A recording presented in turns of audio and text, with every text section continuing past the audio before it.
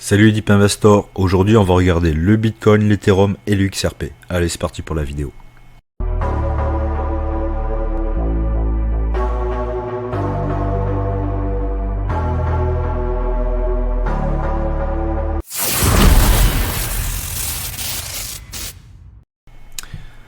Alors le Bitcoin en daily, comme tu vois, il est dans la borne haute de ce rectangle de consolidation, borne haute, borne basse.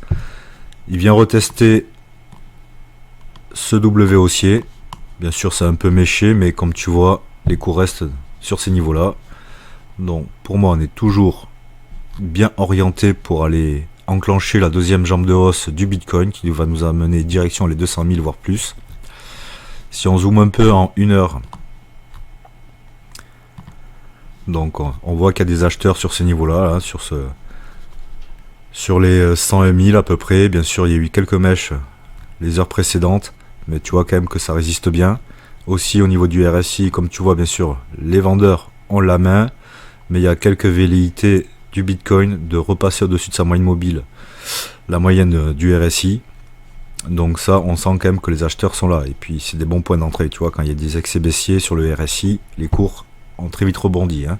Ces excès baissiers, tu les vois ici, pam, pam, pam. Donc là, pour moi, on est toujours dans la borne haute de ce gros rectangle de consolidation, hein, compris entre 101 000 et 105 000 pour la borne haute, et borne basse entre 91 000 et 94 000, 95 000. Donc pour moi, on est bon là. Pour l'instant, on est juste en train de retester cette ligne là qui correspond à la validation de W haussier. On est monté, un petit excès baissier, mais on reste toujours au-dessus.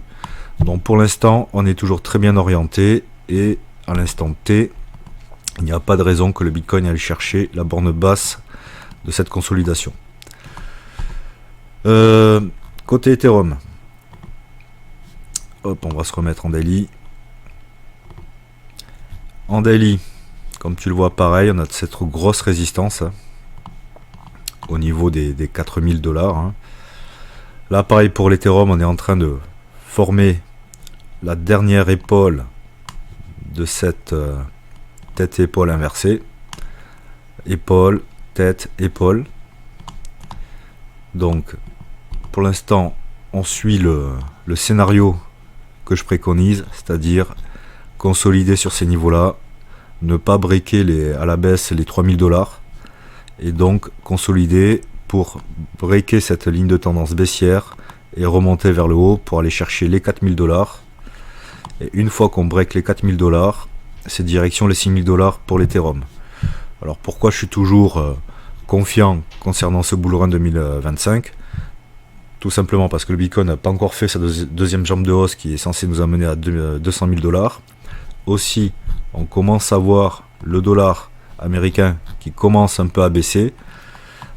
Voilà, comme tu le vois, il est monté assez haut, hein, il est monté à 110 pratiquement, et là il baisse un peu.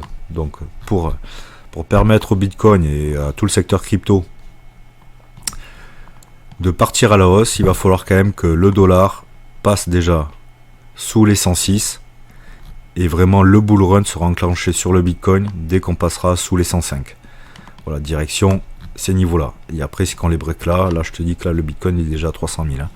Si tu veux suivre les dernières tendances des marchés et découvrir des astuces pour investir intelligemment, abonne-toi dès maintenant à la chaîne Deep Invest, la chaîne dédiée à l'univers de la finance et de la crypto.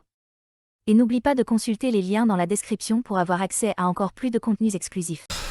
Aujourd'hui, c'est pas encore fait, mais bon, malgré la hausse du dollar, le Bitcoin s'est bien maintenu, il est autour des 100 000 $, donc c'est très bien. Aussi, je vois pas de crack sur les marchés traditionnels, hein. Le SP500 est haussier, il va taquiner son dernier ATH. Le Nasdaq, pareil. Donc ça rebondit bien pour l'instant, tant qu'il n'y a pas de crack sur les marchés traditionnels, aucune raison d'avoir peur pour le Bitcoin et pour tout le secteur crypto. Donc maintenant, on va passer au XRP.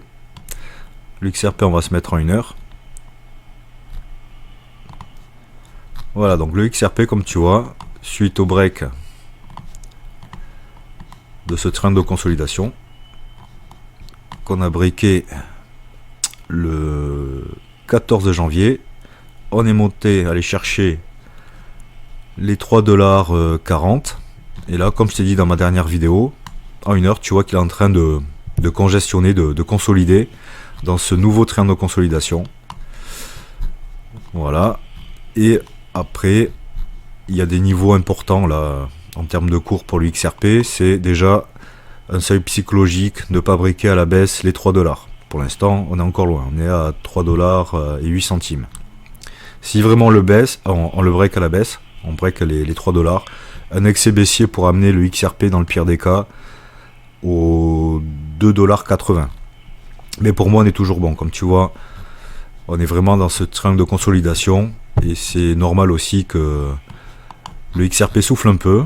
Il attend aussi que le Bitcoin pète les 110 000 à la hausse violemment pour aller chercher les 120, puis direction les 200 000 côté Bitcoin. Et le XRP va continuer à consolider dans ce triangle de consolidation. Donc il n'y a qu'à attendre, il faut être patient.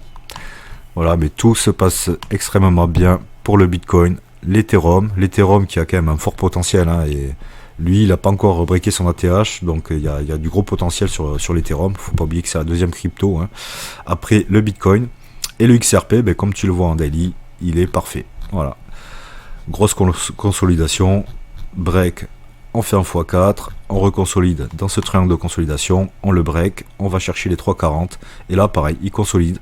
Et bien sûr, quand on va breaker cette tendance baissière là de ce triangle de consolidation, et on va chercher un nouvel ATH. Voilà, si tu as aimé la vidéo, pense à t'abonner et je te dis ciao.